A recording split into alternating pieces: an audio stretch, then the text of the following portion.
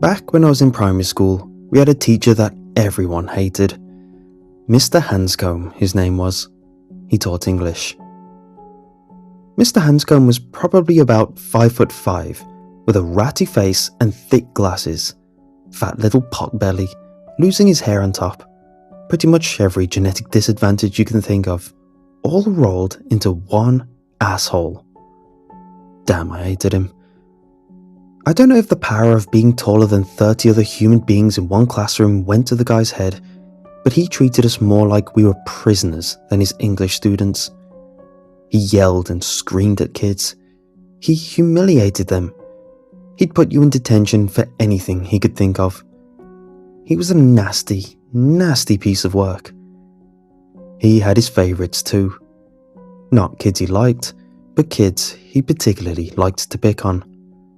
There was an overweight boy named John Picard, for instance, and every time Hanscombe took the register, he'd call him pig arse and act like it was all a big mistake. Always made him read the part of Piggy when we studied Lord of the Flies. Then there was a girl named Mary Richards who had a lisp. Whenever there were no volunteers to read out, he'd make Mary do it every time. But the kid he loved picking on most of all was Grant.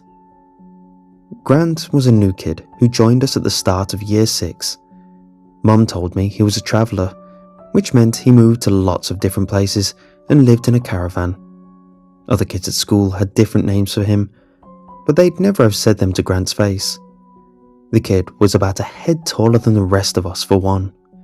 Big-boned and broad, he had this steely, don't mess with me look about him that meant the other kids left him well alone. It didn't stop Mr. Hanscombe though, not one bit. I don't know whether it was because Grant was almost a head taller than he was, or because Grant's family were travellers, but Hanscombe had marked him from day one. He hated Grant. You could hear it in his voice every time he spoke to him. He did not like the kid one bit. Mr. Hanscombe alternated between telling Grant off in front of everyone. This could be for literally anything, like sneezing while Hanscombe was talking or having his shirt untucked, and trying his best to embarrass the kid. The first week, he had Grant come up to the front of the class, then berated him for 10 minutes because his shoes weren't properly polished. Another time he told us we were going to practice synonyms, then wrote the word different in the middle of the blackboard. We had to take turns going up and writing words around it that meant something similar. When we were done, Mr. Hanscombe gave a thin smile. "Now, we need someone well versed in this subject to volunteer to read all these words out loud to the class," he said. "How about you, Grant?" I think he'd been expecting Grant to be a slow reader, but he was wrong. The kid might have looked like a thug, but boy could he read. He rattled through those words with no problem at all, never giving any hint that the subject matter affected him. I could see Hanscombe's smile slowly turning to a scowl the longer it went on. Things carried on in the same vein for most of the autumn term. Hanscombe needling and Grant putting up with it as best he could. Then, come October, we had a special assignment, one for Halloween.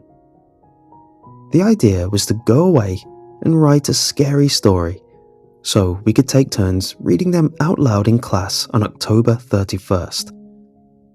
I don't remember many of the stories the other kids told that day. I barely even remember my own. I think it was something pretty generic about a monster in the cupboard of the room. But I remember Grant's. Even all these years later, I still remember it. The story Grant told was sort of a folktale, and it had me hooked from the moment he began. Here it is, in Grant's words, as best as I can remember it. Once upon a time, there was a family of witches who lived in a cave. The witches kept to themselves, and most of the people and creatures in the nearby village left them well alone. But there was one exception. A large, ugly troll terrorized the woods surrounding the village. The troll was 8 feet tall, with a big green belly the size of a boulder. Hideous red boils and warts covered his face. He ate anything that was foolish enough to get in his way. Now, the troll thought he owned the woods, and he didn't like the fact the witches were living in a cave so close to them. He didn't like it at all. But there wasn't much he could do about it. Whenever he'd see the witches, he'd give chase, but they'd always run back into the safety of their cave. They'd crawl back into the darkness between the rocks, and the troll was too big to follow them. He'd stand at the mouth of the cave, and he'd bellow the same thing every day. "Witches hiding in the cracks. Leave this land and don't come back. If you refuse and choose to stay, I know that I will make you pay." Now, the witches were afraid of the troll. Everyone was, but they didn't have anywhere else to go. So, for a long time, they survived as best they could. They'd sneak out of the cave to get food, and to fetch the items they'd use to brew their spells, whenever the troll was out of sight. And whenever they saw him, they'd run back into the darkness. The troll was never smart enough to catch him, and he got angrier and angrier. Soon, he started killing animals and leaving them to rot in the mouth of the cave. Badgers, foxes, birds. One day, he even caught a child from the nearby village and left his tiny, broken body in the cave's entrance. When the witches came out the next day and saw this, they were horrified. But they also spotted something else. Something the troll would never have noticed. Stuck among the blood and broken remains of the body was one thick, black hair. A hair from the head of the troll. And when the witches saw this, they finally knew what to do. They took the hair and they gathered up some twigs from the forest and they wove it all together into a miniature wooden doll. They made it tall and fat and ugly, so it looked as much like the troll as possible. Then they gathered around it in a circle to cast their spell. And when they were finished with their magic, they got the doll and took turns sticking pins in it. Pin after pin after pin. By the time they were finished, the thing had over 100 sharp sticks of metal peppering its wooden body. The next day, there was no dead animal outside their cave. There was no sign of the troll at all. The witches went looking for it in the forest, and soon enough, they found some black troll's blood staining the ferns by the river. They followed the trail. The blood got thicker the further along they went, and the stains grew more and more frequent, fresher. Finally, in a clearing not far from the village, they found the troll itself. It was slumped in the shade of a giant oak tree, eyes closed, pulling in shallow breath after shallow breath.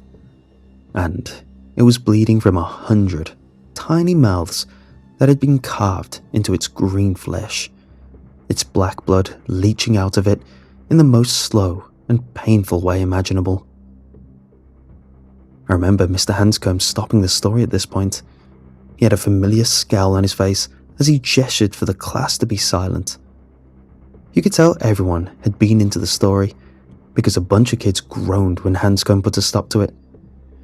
Yes, okay, he said, holding his hand up for a while.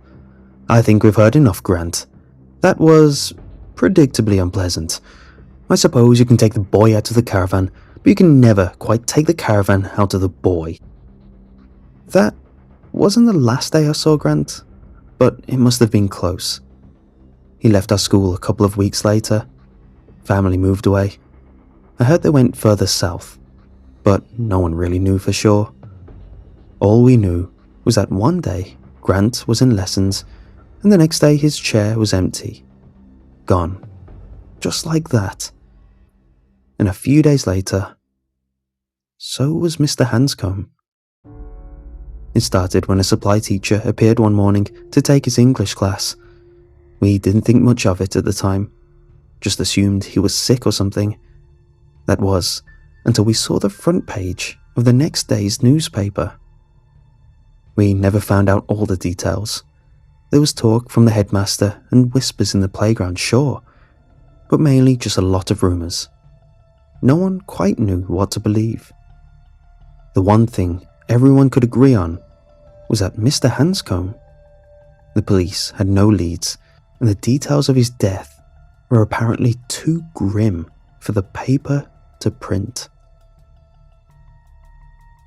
I don't know what it was that drove me to go looking for the spot where Grant's family had been camping.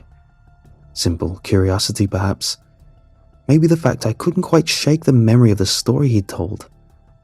Whatever it was, I spent the weeks after Hanscombe's murder riding my bike around the local countryside after school and at weekends, trying to track down their old campsite. And eventually, I found it. It was a man who worked at a newsagent on the edge of a nearby village that gave me the tip, pointed me in the direction of some fields alongside a forest, said the travellers had been staying somewhere over that way. It didn't take me long to find the right field after that.